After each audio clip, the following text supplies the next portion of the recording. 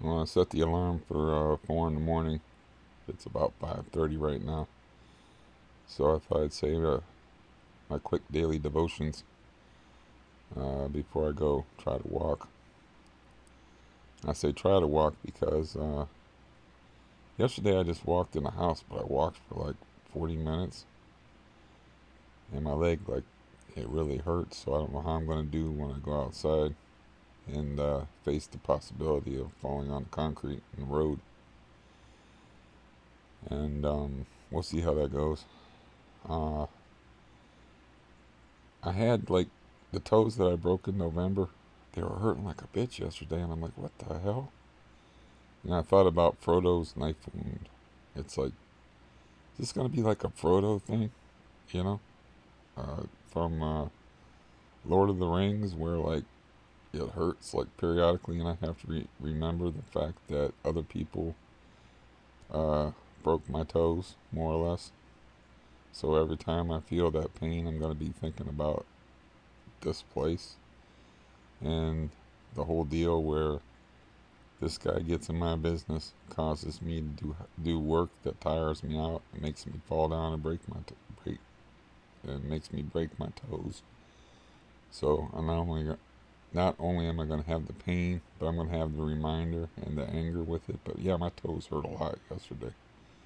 The ones that I broke in the Tocado del Fugue, the ones where the first pictures, not the picture where I ripped off the toenail. But anyways, uh, yesterday I did not lift weights again because I took a blood pressure pill, um, and those don't really agree with me. But I also had like my aid worker like rescheduled things in such a way I had to, I didn't want to get interrupted. I had to wait for Meals on Wheels people, and then that was after I took my walk around this place for 40 minutes, so I had to rest from that. And then, like, stuff kept cropping up, and then I had to wait on. I didn't know when my brother was going to get over here and pick up all this food I had saved for him. So I didn't want to get started lifting weights and have him call and interrupt me. And you know, I'm still, like I said, nervous about my heart. And blood pressure pill just kind of, for me, it just kind of makes me feel washed out. It keeps my heart rate low, but it doesn't. I don't know. And lifting weights on a blood pressure pill, it's maybe not the best idea in the world. I'm sorry, my head itches. Um, but that was yesterday. Uh, I got $500 out of the bank since they don't have any checks, and stack up about 1,500 bucks in cash. My address is blah blah blah blah blah blah blah. No, um, you know, in case this guy's gonna come over here next week, that's gonna help me move. In case we set up a meet for a landlord, I'll just have a big old stack of cash. And like I don't, I don't get anywhere, so I have to go into the bank in person to get online banking and to get checks and whatnot. I haven't been into my bank in since my dad died, and I went in there to what did I go in there for? It had something to do with collecting an insurance policy. Um, I had to go in there for some reason to get a paper note. Oh, there was a notary in the bank, and I had to get a form notarized. Um, that's the last time I was in the bank. That was like 2016. I mean, that might even have been before my benzodiazepines. So I don't know. Now the plans for today. Oh, another thing I did yesterday was I downloaded an MP3 creator, and then I with this program I can record pieces of my book and make them into MP3s. I thought it would be fun to make like a disc out of part of this book that's like a contained story within itself, but it's part of a larger work, and give it on a disc to that guy. That's going to help me move, since he expressed an interest in that, and he, it's like when I do that, I'm like, I don't need no feedback, or I'm just telling him, I don't need no feedback, or I don't need to know if you listen to it. You could take it and pitch it, and just take it as a courtesy, like a flyer that somebody gives you on the road, and pitch it afterwards. It's a disc, and it'll help me practice. But I I checked them all very carefully, but I get these discs out of here. But I dug into the quarantined from bed bugs bags, and I already had the pages printed out, and I got them like sectioned up and numbered. So it's a pretty fair undertaking for somebody with bad nerves. But I got them numbered and stapled together, and I don't know how long. That's 2 hours worth of material, or you don't know until you read it. When you read aloud, you have to read slow, and it's good practice either way. So even if the guy like doesn't listen to it, or does the flyer thing and pitches it, I'm good with it, because I want to do that anyway, and I need all the practice I can get when it comes to that, because I'm not an actor. I'm not good at reading aloud, and I don't do voices. So I can get emotionally involved in what I'm reading, at least, and because I wrote it, I know what to emphasize and de-emphasize. So that's a nice little project for me to work on. It was pretty easy to. It was like ridiculous. Well, like, why didn't I do this before? Because I was thinking about using this setup for it, and then I was like, that's like way too much space. These files are in the gigabytes. They're huge. I was thinking, well, I can detach the video and just do the audio. Then I was having trouble doing that, and I was like, well, maybe I can find a program for free that creates MP3s. This one not only creates them, but will, you can burn them onto a CD, like for music and stuff. Excuse me. So I'm going to work on that today. I'm sorry about the frog in the throat thing. I can work on that today, and take my walk here in a minute on an empty belly, but it's only a short walk anyways. And I gotta address my toe. Hello, toe. Not that kind of addressing. I gotta like run a bathtub full of bleach water, and put my toe with the torn off nail in it and clean my feet up real good, which I neglected to do yesterday, which was bad. And I'm really sorry about my voice. That's hopefully that'll clear up so I can read. But anyways, the cool thing about that program is, you can do like short sections, just like a song, and then have tracks, and then put spacing in between the tracks. And so, yeah, we'll see how that goes. But I'm planning on working on that today, and then I really would like.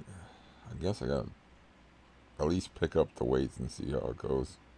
I'm scared of them though, but I kind of need to do that. So got a day where I got stuff to do.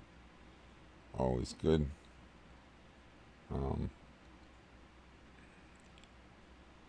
Yeah, my leg is freaking killing me though, so I don't know how I'm gonna perform walking, but it doesn't matter. that I'm willing to give a try, because walking is like a nice aerobic exercise. Lifting something heavy over and over again, that's, I've been scoffed at many times by people in the cardiology field about doing shit like that. But I gotta live my life. And if living my life kills me, so be it. They're like, I remember the first episode I had, I explained that I was lifting 38-pound dumbbells, and then I put the dumbbells down, and then my heart rate didn't go down, and I wasn't as in tune with it as I am now. So back then, I just like, why isn't my heart, stabilizing? Why is my heart still kicking at like 140 beats a minute after I put these weights down for like a half an hour? And then I didn't, I'm just guessing about the 140. I didn't take my pulse. I just went to the emergency room, and they said, you have AFib. And I'm like, I ain't staying here. And the doctor was like, you don't understand. You can't run from this. And he was almost like trying not to laugh about it. It's like, you can't run from your own heart. It's inside your body, but you can't run from it. It's like you got to have something done about this. And that turned into like a big ordeal. I told him I'm walking out of here. I'm leaving. So it's like, I don't do well in hospitals. And I remember his name was Lavabidi. And he was a funny little Indian dude. I mean, he had a good sense of humor. And they let me go home and put me on a blood thinner, and then shocked my heart. Like, I don't know. I had a nice stewing period where I could sit and worry about it for, they want that blood thinner build up in there for like at least a week. And that's also my story where I like misread the label, and I thinned my blood to ridiculous levels. And I was like, man, well, fuck it. They're having the trout derby and throwing in all them trout. And it's like, I don't know how many miles away, but it was a good 3 or 4 miles away. I'm riding on a bicycle messing with sharp objects with blood that's thinned at least 2 times more than it should be thinned. In other words, if I cut myself, if I fall on the bike and get hurt, you know, the bleeding's not stopping. So, but luckily caught some fish and got home and reread the label, and I'm like, oh, I got this all wrong, because I misread the label, and I was taking like way too much Coumadin and or warfarin, or whatever you want to call it. And I was like, I lucked out on that one. But he was like, sit in your house. He told me this. He was like, sit in your house. Don't move unless you have to get up to eat or go to the bathroom. So my response to that is the usual to the medical community, and I hopped on a bike and rode 8 miles both ways and fished and used knives. And she'll use knives, and was around fish hooks and stuff like that. And I was like, heart smart. I went in AFib. I did that in AFib, but I was 36. I was a powerhouse compared to what I am now. So I was like, I just went ahead. I didn't care.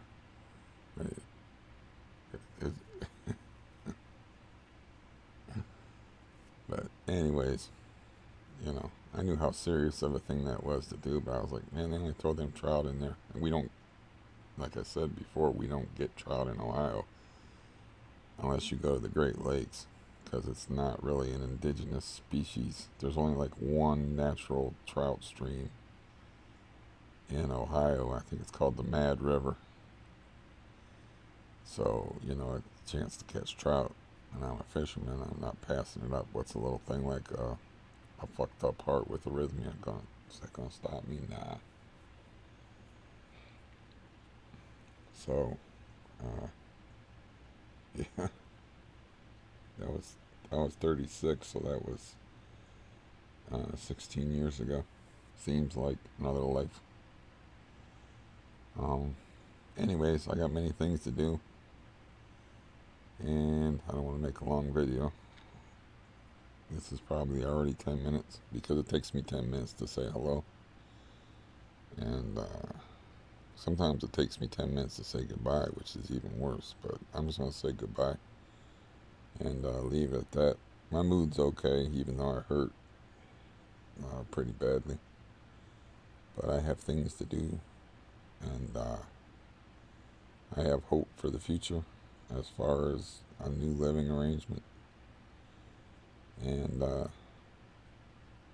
I get to work on my art, and I'm going to try to even set up something where I can play guitar somewhere in the living room, even though the couch that I used to play, I really slurred my words though, even though the couch that I used to play guitar on, so I have to play guitar on the couch, is set up on end. I got that other couch with the scooter on it, which I guess I should just throw out that old scooter because my brother's never going to get around to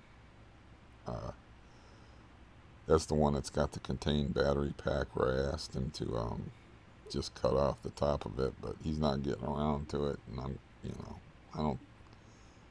I haven't talked to him about it, but he'd tell me if he was working on it. He doesn't want to work on it, so that's just $700 down the shithole. What I was gonna do is I was gonna leave that in the hallway for the mean guy in the wheelchair that broke my toes when I left, because why let it go to waste? And but it's gonna go to waste, it looks like. That's taking up. Point is, that's taking up the couch that I need to play my guitar on. I might think about setting that up. It depends how my day goes, what I get done. But I hate that I'm like trapped in this body, and I have ambitions and skills and desires, but I'm just I'm in a straight jacket. This body's like a straight jacket. I can only move around and do so much. And I hate that. But I'm going to do what I can. And then I know I just outlined a very busy day. But yeah, we'll see how it goes. That's a lot of stuff. But first things first, and that's to get off of here and get outside and take my walk and see how that goes. And try not to fall and hit the road, because I don't think that would turn out too well for me. Anyways, I wish you luck on the rest of your day, and whatever's going on with you, I'll use a cliche, this too will pass.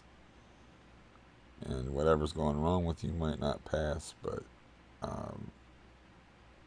sometimes the blackness of mood that you get passes, because like 2 weeks ago I had no appetite and wasn't eating and just laying in bed, and look at me now. So my physical stuff, it's never going to pass. It's going to be with me until the day I die, but this too will pass. Can go for your mental state too, even no matter how hopeless you feel. And you can change your behavior. That's the hard part, is like when you feel like I felt a few weeks ago, where you don't even want to eat. You just, one day I was up at 7, 8 in the morning and didn't eat until 9 o'clock at night. I think that was the 23rd of last month, as a matter of fact. And that's all changed. My appetite's better, and I'm eating 3 meals a day, more or less. I'm never been a big eater. But anyways, that's a 10-minute goodbye. So goodbye. We'll see you tomorrow.